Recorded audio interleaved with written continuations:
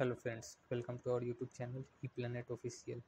आज हम लोग एक टॉपिक लेके आ गए हैं कंप्यूटर का, जिसके में हम लोग पढ़ेंगे कंप्यूटर के बेसिक्स के बारे में।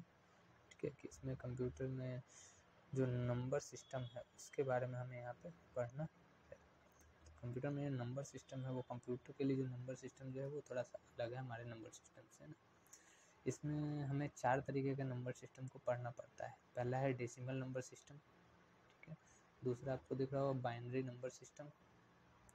तीसरा है octal number system and the last one is hexadecimal number system. आइए एक एक करके सभी को समझते हैं।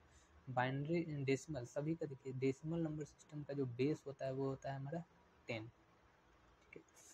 बाइनरी नंबर का जो बेस होता है वो होता है 2। ऑक्टल नंबर का जो बेस होता है वो हमारा 8 और हेक्साडेसिमल नंबर का जो बेस होता है वो हमारा 16। तो बहुत इंपॉर्टेंट है कि ये बेस होता क्या है ना। ये बेस जो है वो होता क्या है, ये जो बेस हमने लिखा है ये बेस होता क्या है। तो जितने नंबर्स हम डेसिमल में यूज करते हैं उसी काउंटिंग को हम लोग क्या बोलते हैं, बेस। जैसे देखिए यहाँ डेसिमल में क्या क्या यूज होता है, तो 0 से लेकर 9 तक। 0 1 2 3 4 5 6 7 8 एंड 9। बस इन्हीं नंबर्स का प्रयोग करके अगर हम कोई भी नंबर लिख रहे हैं या किसी भी चीज़ को इंस्ट्रक्शंस को कंप्यूटर को दे रहे हैं तो उसे हम बोलेंगे कि वो डेसिमल नंबर सिस्टम में हमने इंस्ट्रक्शंस को दिया है, ठीक है। इस तरीके से बाइनरी क्या होती है, तो बाइनरी में 0 और 1, बस इन्हीं दोनों नंबर को यूज करके हम लोग इंस्ट्रक्शंस को देते हैं। और कंप्यूटर की लैंग्वेज भी क्या है, बाइनरी नंबर सिस्टम ही। कंप्यूटर सिर्फ 0 और 1 में ही समझता है। अगर हम किसी भी बात को कहना चाह रहे हैं तो उसे हमें किस में कन्वर्ट करना पड़ेगा, बाइनरी में। और बाइनरी में कन्वर्ट करके कंप्यूटर जो है ना, सीपीयू जो है उसका ये काम होता है कि उसे कन्वर्ट करके कंप्यूटर को प्रोवाइड कराता है। फिर उस डाटा को प्रोसेस करके फिर सीपीयू के पास बाइनरी में ही कोड आता है, उसे वो प्रोसेस करके हमें दिखाता है जो हमारे लैंग्वेज में। उसी तरीके से देखिए ऑक्टल नंबर सिस्टम में क्या क्या होता है, तो 0 से लेकर 7 तक हो जाएगा। 0 1 2 3 4 5 6 और 7, इन सभी को मिला के गिनिएगा तो ये कितने हो गए, 8 हो गए। तो इन्हीं के नंबर से बना हुआ जो होगा वो क्या होगा, हमारा octal number system. Hexadecimal important हो जाता है क्योंकि इसमें थोड़ा सा जो है अल्फ़ाबेट्स भी यूज होते हैं। जैसे कि इसमें 0 से लेकर 9 तक तो यूज होंगे ही होंगे। 0 1 2 3 4 5 6 7 8 और 9। इसके बाद ये तो 10 हो गए, इसके बाद इसमें तो 16 है, यानी कि यहाँ पे 16 चाहिए होंगे।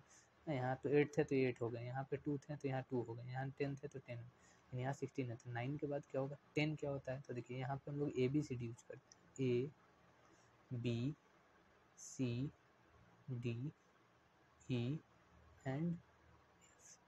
बहुत इंपॉर्टेंट है, याद रख लीजिए। ए के लिए हम किसको यूज करते हैं, 10 के लिए। बी का यूज किसका होगा, 11 के लिए। सी का यूज 12 के लिए। डी का यूज 13 के लिए। ई का यूज 14 के लिए। एफ का यूज 15 के लिए, ठीक है। तो ये है हमारे नंबर सिस्टम। बेसिक आपको इस बात में समझ में आ गई होंगी है ना। जहाँ भी अगर हमें 10 लिखना होगा, अगर हेक्साडेसिमल में हमें लिखना है तो उसके लिए हमें क्या करना होगा, 10 लिख देना होगा, ठीक है।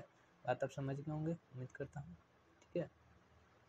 जैसे देखिए अगर मैंने यहाँ कोई नंबर लिखा 7, ये 7 किसका है, अब आप बताइए। डेसिमल नंबर सिस्टम में भी 7 है, ठीक है।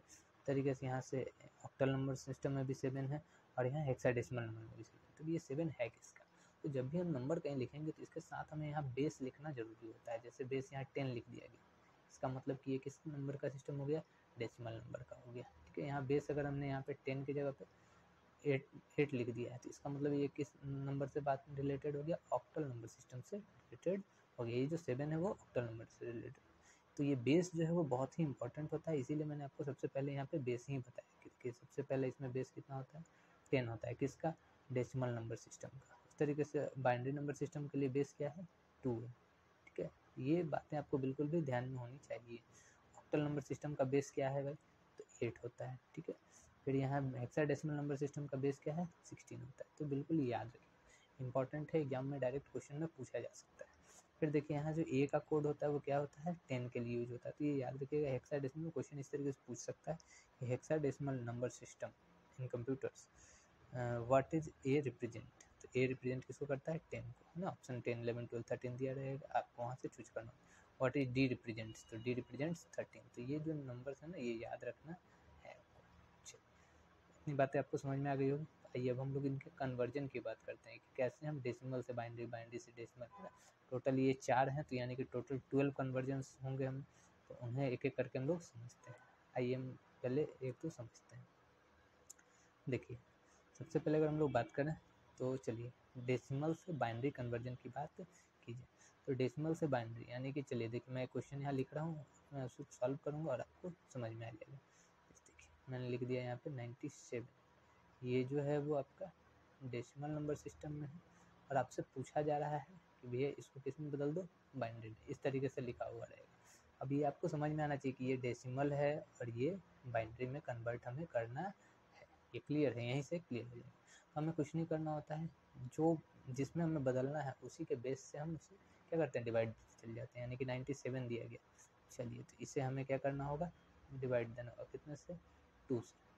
2 से आपने डिवाइड दिया कितनी बार में, 48 टाइम्स। रिमाइंडर क्या बच जाएगा, 1, तो यहाँ रिमाइंडर को लिख लेना है। फिर 2 से आपने डिवाइड दिया 24, रिमाइंडर क्या बचा, 0, पे आपने 0 लिख दिया। फिर 2 से डिवाइड दिया 12, रिमाइंडर क्या बचा, कुछ भी नहीं, 0, तो यहाँ आपने 0 लिख दिया। फिर 2 से डिवाइड दिया 6, रिमाइंडर क्या बचा, 0, तो आपने यहाँ लिख दिया।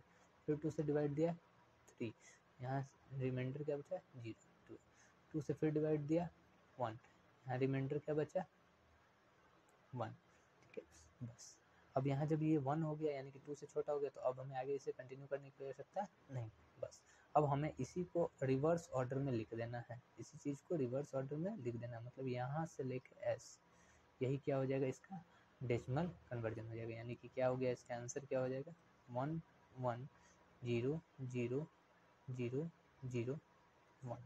यही क्या हो गया हमारा 97 का बाइनरी कन्वर्जन हो गया ना, कि 97 जो हमें डेसिमल में दिया गया था उसे हमने किस में कन्वर्ट कर दिया, बाइनरी में। आई होप कि आपको ये समझ में आ गया होगा। ठीक है, बिल्कुल इसी तरीके से आप मुझे 518 इसका बाइनरी कन्वर्जन करके कमेंट में आंसर करें, है ना। ये डेसिमल है, इसका हमें बाइनरी कन्वर्जन आप बताएं, ठीक है, कमेंट करें। ठीक है, मैं उम्मीद करता हूँ कि आप सभी लोग इसका कमेंट करेंगे ज़रूर।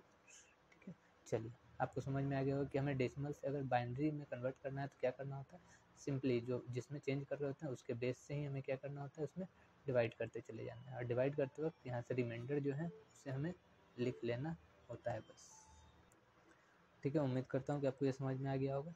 नेक्स्ट हम लोग चलते हैं बाइनरी टू डेसिमल कन्वर्जन देखते हैं। डेसिमल से बाइनरी हमने देख लिया, बाइनरी से डेसिमल देखते हैं। इसी क्वेश्चन को मैं वापस से करके दिखाता हूँ ताकि आपको ये इजीली आसानी से समझ में आ जाए। चलिए हम लोग देखते हैं बाइनरी से डेसिमल। तो आपको बाइनरी वाला कोड याद हो गया होगा ना, वही क्वेश्चन में यहाँ लिख देता हूँ। देखिए क्वेश्चन में मैंने क्या लिखा था कि बाइनरी दिया हुआ है 1 1 0 0 0 0 1, ये बाइनरी दिया हुआ है और इसका डेसिमल आपसे पूछा जा रहा है। आपको आंसर तो मालूम है कि इसका आंसर कितना है, 97। अब वो हम निकालते कैसे हैं वो आपको सिखाता हूँ। ठीक है, तो सबसे पहले इसे लिख दो, यहाँ कुछ करना नहीं होता है, जो नंबर आपको दिया गया है उसे लिख दीजिए 1 1 0 0 0 0 1।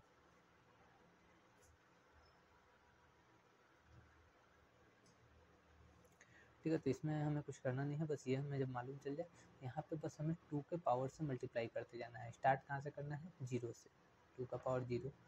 इसके बाद यहाँ पे यहाँ 2 का पावर 0 ले लीजिए, यहाँ 2 का पावर 1, यहाँ 2 का पावर 2, यहाँ 2 का पावर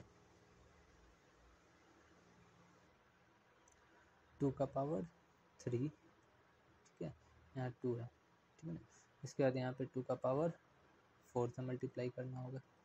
फिर इसके बाद 2 का पावर 5 से, ठीक है। इसी तरीके से इसी ऑर्डर में ये मल्टीप्लिकेशन होता है। 2 का पावर 6 से, तो आपको मालूम है एनीथिंग का पावर 0 होता है तो उसकी वैल्यू 1 हो जाती है। तो 1 इंटू 1 इसका जो वैल्यू आ जाएगा क्या हो जाएगा, 1। फिर इस यहाँ से जो वैल्यू निकल के आएगी वो 0, यहाँ से जो वैल्यू निकल के आएगी वो 0,